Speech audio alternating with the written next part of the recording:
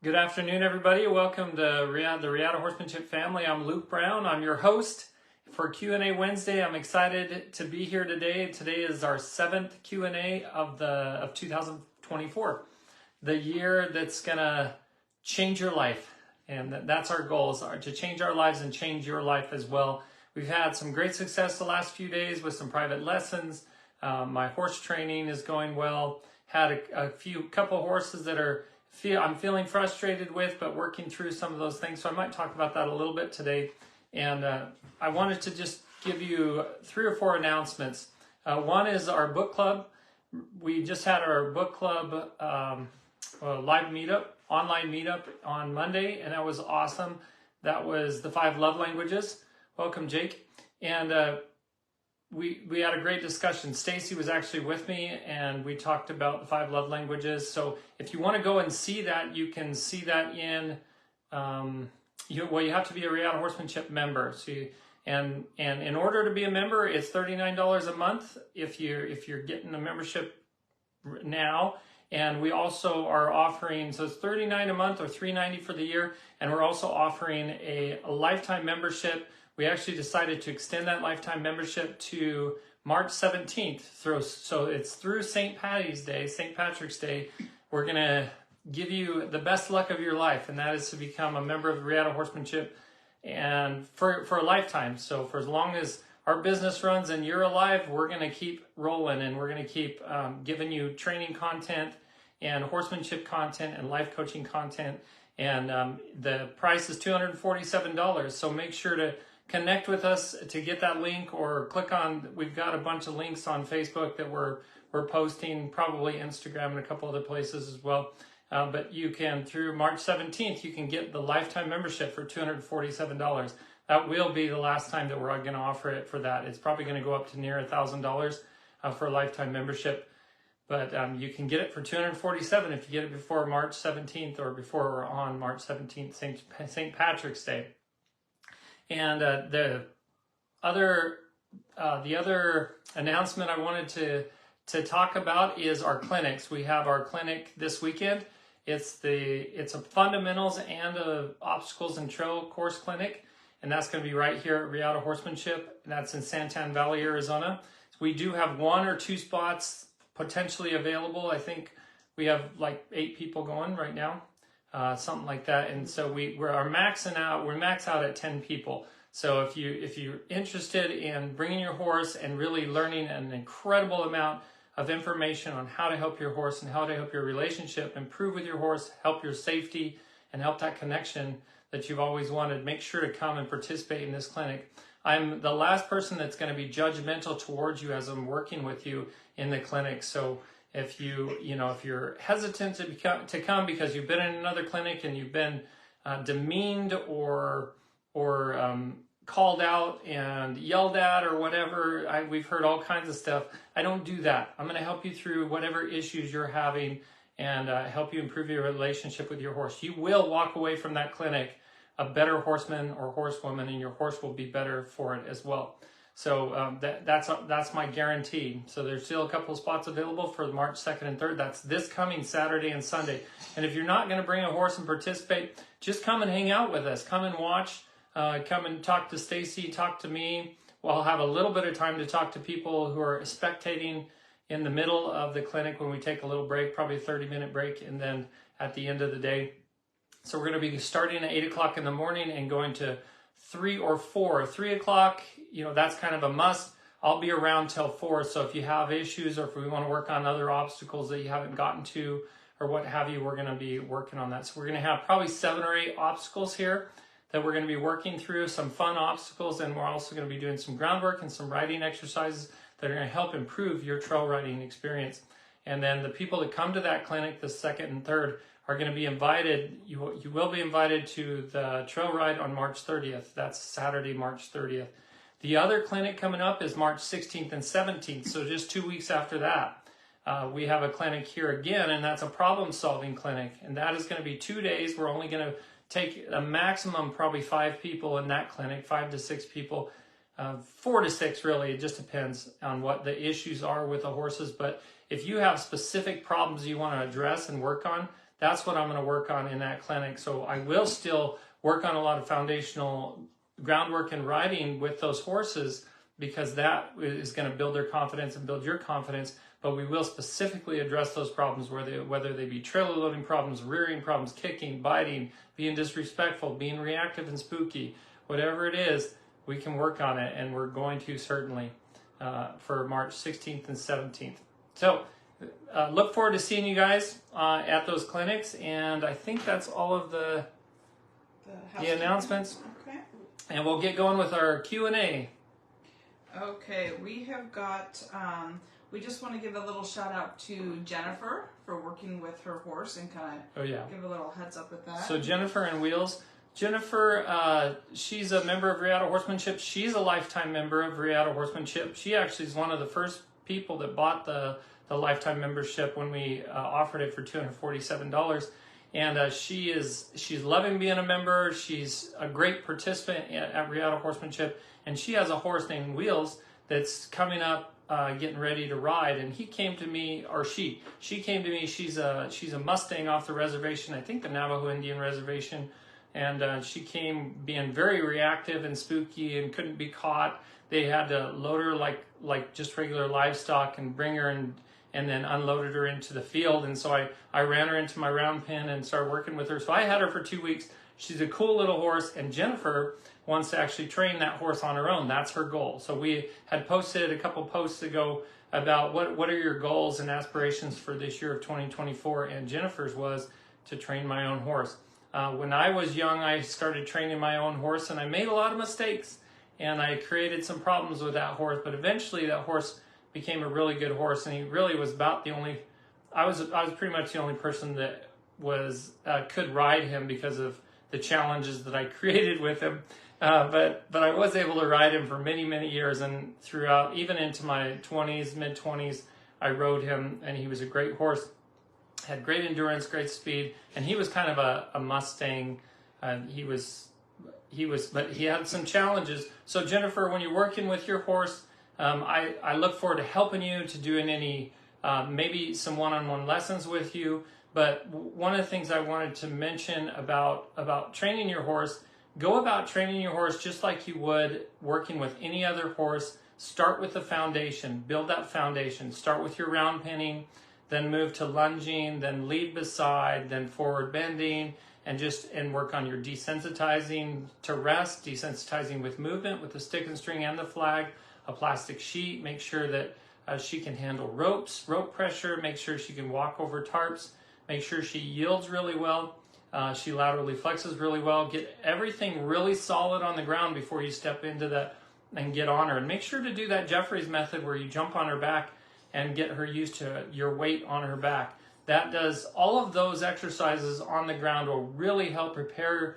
you to ride her. And in most cases, that first ride goes relatively easily and without anything really going wrong, because when I do it, because I prepare my horse as well. So if you will do that, if you'll go through, you go to the virtual clinic in the Reata Horsemanship membership and make sure to work on all those exercises on the ground. Get really good at all those exercises on the ground. If there's anything that you're not good at or she's not good at, work on that and get that good before you start riding her. So one mistake people make is that they jump in. Oh, and there's Jen right there.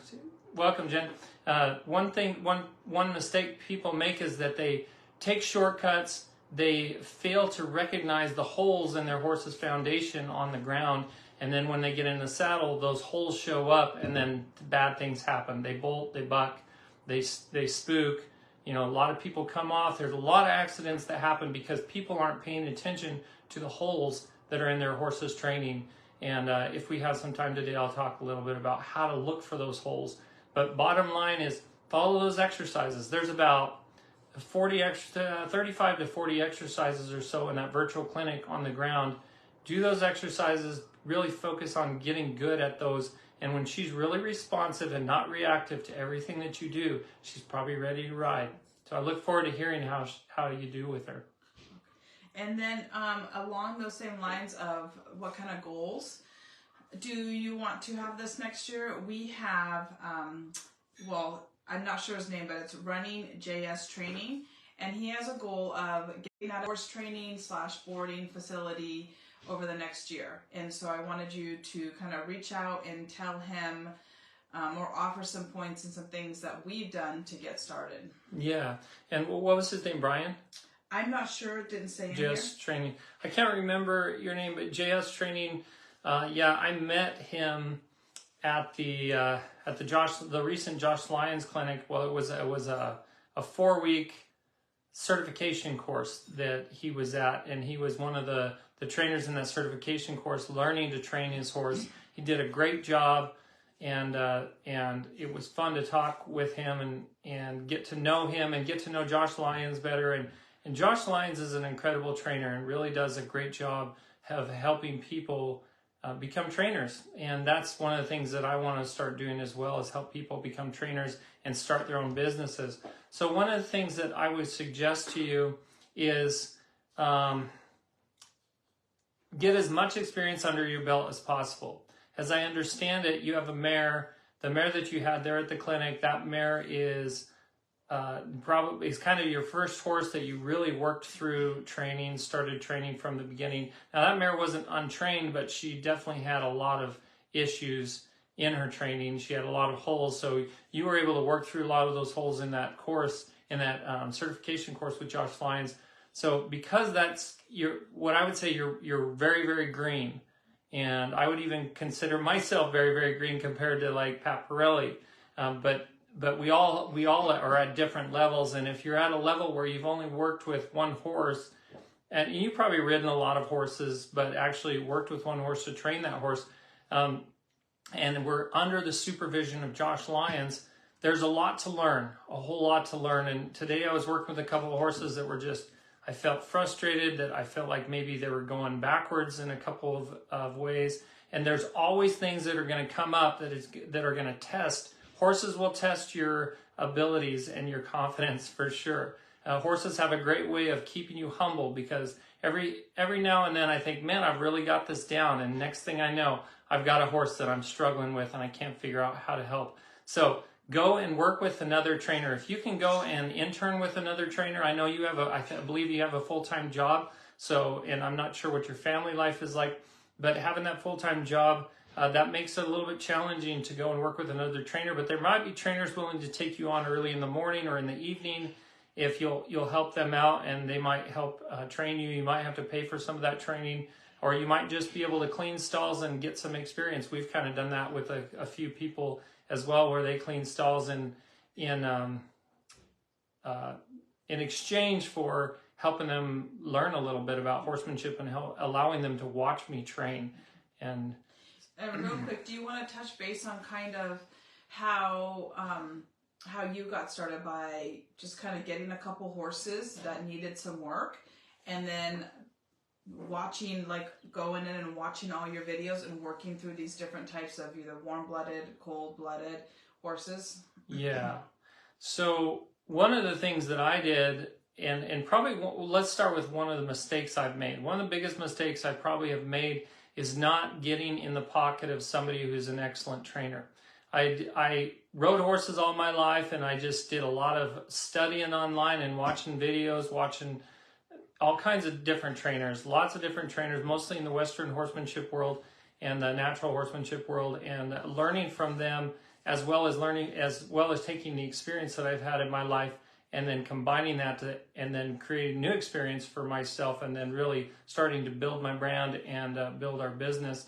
So one of the first things that we did when we finally decided that we were just going to go full-time horse training, we were never been interested in boarding, but I can understand if somebody's interested in boarding, so that then they have a large clientele to be able to pick from. If we had 50 boarders or 100 boarders, I would not be able to keep up with all the needs of those boarders as far as training goes. We'd probably have to bring in a couple of trainers. So you want to go out and find a mentor, find people you can follow, that you can watch, that you can practice with, that you can bounce ideas off of, and just get your feet wet and work through that. It might take a year or two to get your feet wet enough where you feel like you have some confidence to kind of go out on your own.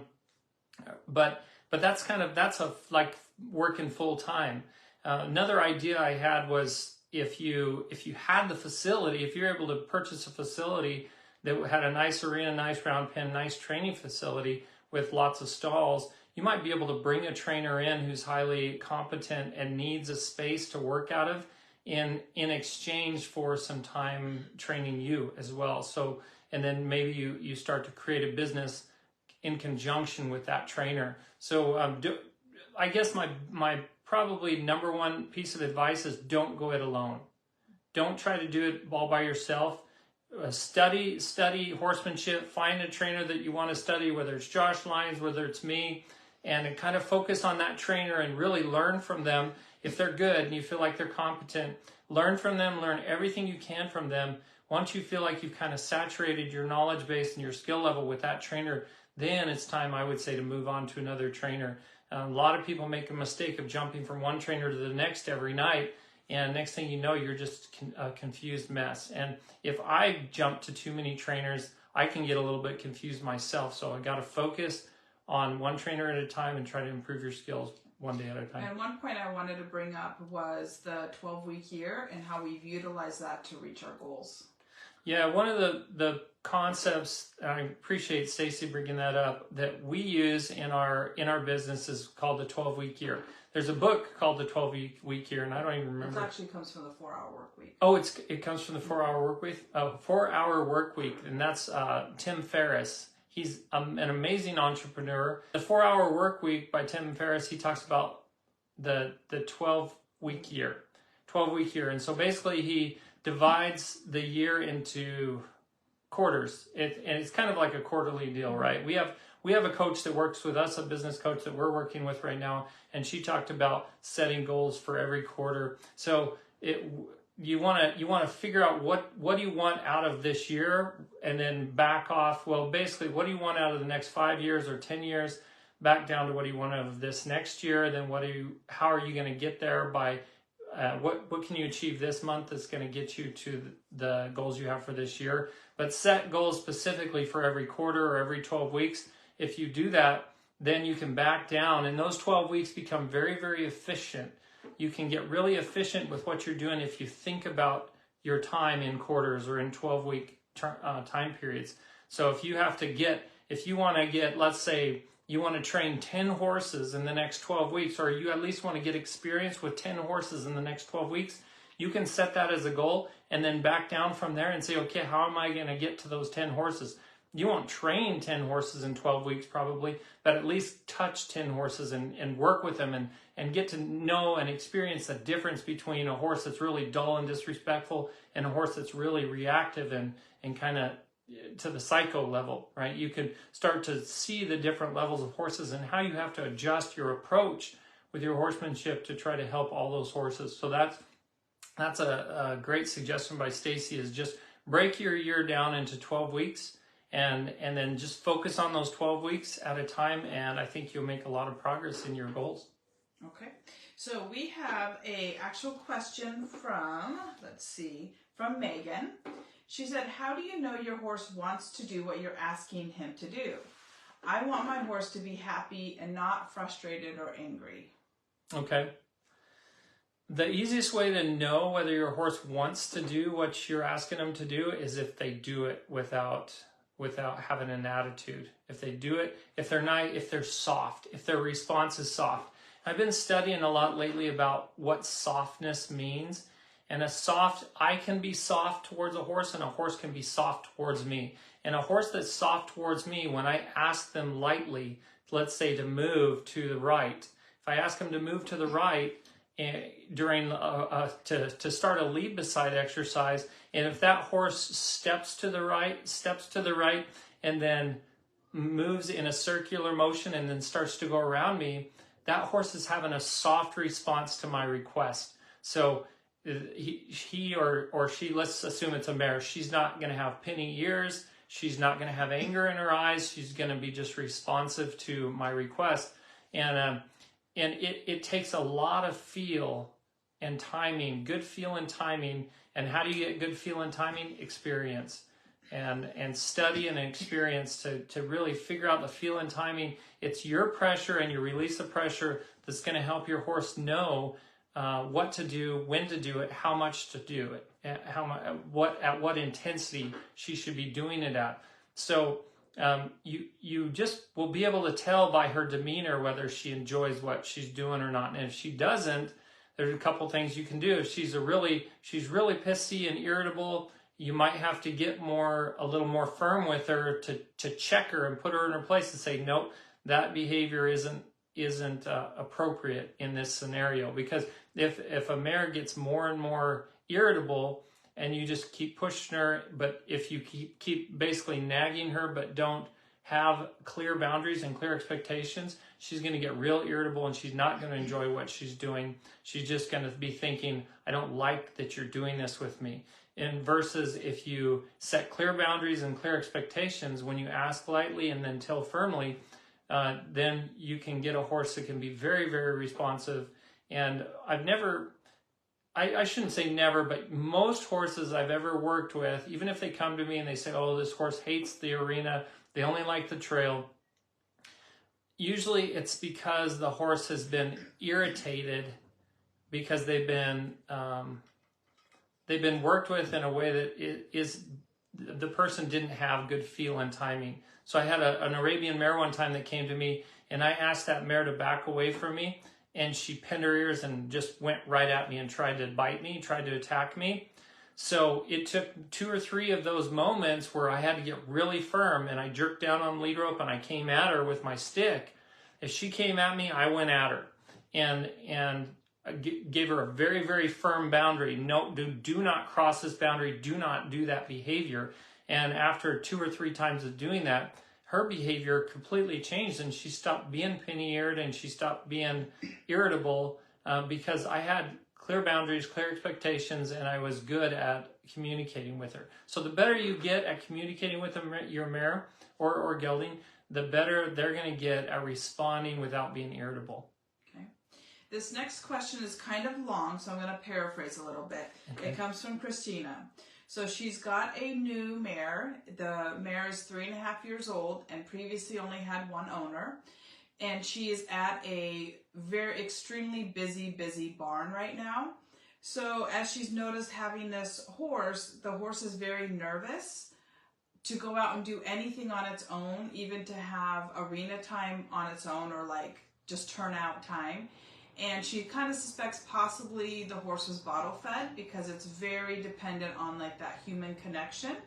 And so she's a very willing partner when she's doing groundwork or under saddle, but the second that she's not basically on her hip, which the horse's name is Pockets because she likes to be in your pocket, she's very nervous. She waits at the gate. She doesn't enjoy doing horsey things. And I think that's it. So she just wants, her goal is eventually to be able to take her when they move to their property that's down south in 10 years and have a great partner out on the trails and have a confident horse. And so what are your suggestions for her? Okay, there's some unanswered questions with that commentary, and I'm just going to make some assumptions here. And one of those is, I imagine what you're talking about is when, and I think this little mare is called Pockets, right? Yeah. Pockets, I imagine Pockets is when you turn her out into an arena, she doesn't want to go anywhere, but she just stands at the gate and is kind of afraid to go anywhere. Now, what I don't know is what happens if you turn her out with other horses. Does she play with the horses? Is she deathly afraid of them? Do they pick on her?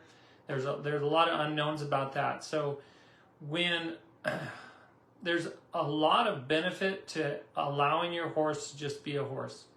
There's a big benefit to that, especially a horse that's been bottle fed.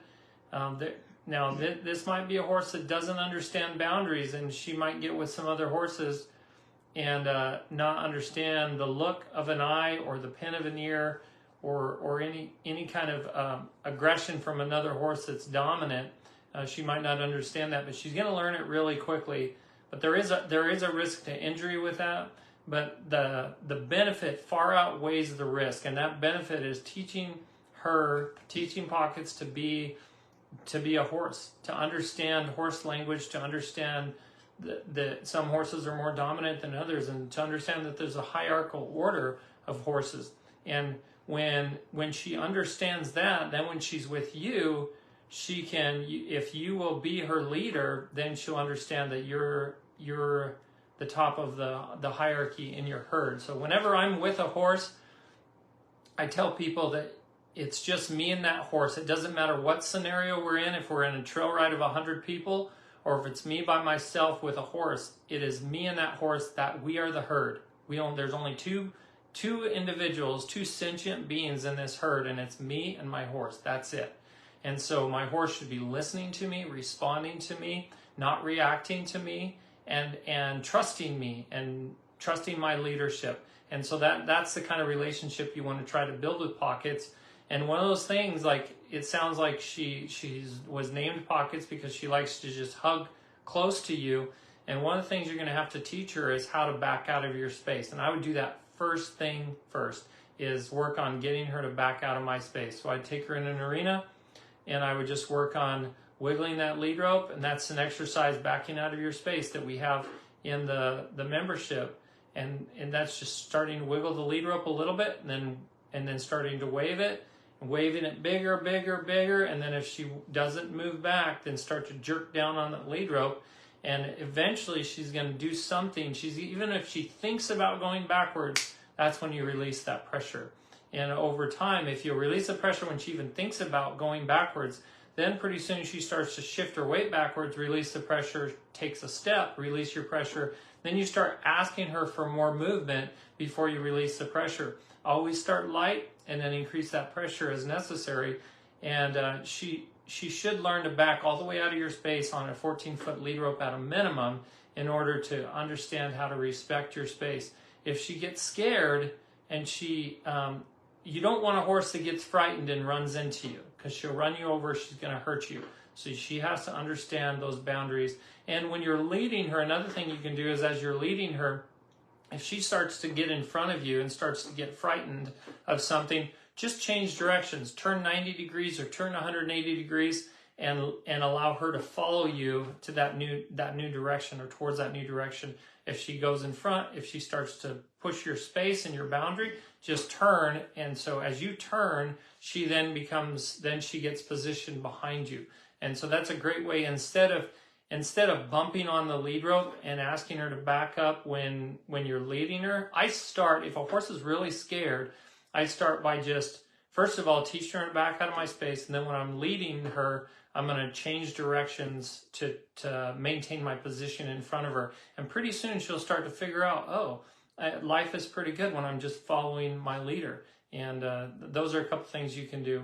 So how, in this situation, it sounds like the horse isn't used to, like, she's comfortable around her and she likes to be around her. So how would you recommend the horse learn to be, if the horse hasn't been exposed to a lot of other horses, how do you recommend, in this environment, being a very busy boarding facility, how do you recommend, does she reach out to a few other people and see if their horses can all get turned out together? Or what are your suggestions to help this horse maybe learn to be more of a horse? That's a great idea, is to get somebody at the facility who's willing to bring their horse and turn their horse out with yours, with Pockets. So I'd start with one horse, a horse that maybe is a confident leader but isn't an abusive horse. There really are abusive horses that will just kick the snot out of other horses and won't let up. They'll just keep after them, and they can cause problems. So a horse that's certainly a leader and dominant, but not so aggressive that they're mean. If you can work with a horse like that and just turn them out together and let them hang out, let her start to learn from that horse. She's 3 years old. It's going to take some time. If she hasn't been with other horses, if she was bottle fed and hasn't been with other horses, it's going to take some time getting her used to being a horse. So start with one horse, turn her out with that horse. Eventually, if possible, turn her out with multiple horses and let them just hang out for the day, for multiple days. And I wouldn't hesitate to do this for months on end until it seems like she's nice and comfortable being around other horses. And then if she's by herself, if she's comfortable with other horses and then she's by herself with you, and then she gets frightened and wants to hug into you, then you got to start to establish those leadership capabilities by learning the exercises and the Reata Horsemanship membership, learning to be a good leader, learning to be a competent leader, so that she can know how to follow you. And if I remember Christina correctly, if I'm not mixing up the stories here, she was possibly interested in training maybe in June, or the end of June or July with you. And if she wanted to, we do have a few of our own horses that the horse could be put in that scenario in a fairly small not fairly small, but not a huge pasture either, where they're basically forced to spend time together. And so we do have that option if that's something that she thinks she's going to struggle finding at her boarding facility. Yeah. So, and then she wanted to very much be a part of the training if she could, as in watching sessions and things like that. And so she has bought your membership. Okay, so can I mention a couple of things? We have 3 horses that we own at Reata Horsemanship right here in Arizona. We have a couple, they're all geldings. One is a miniature horse, he's a little pony, and he's pretty dominant, but he's not dangerous.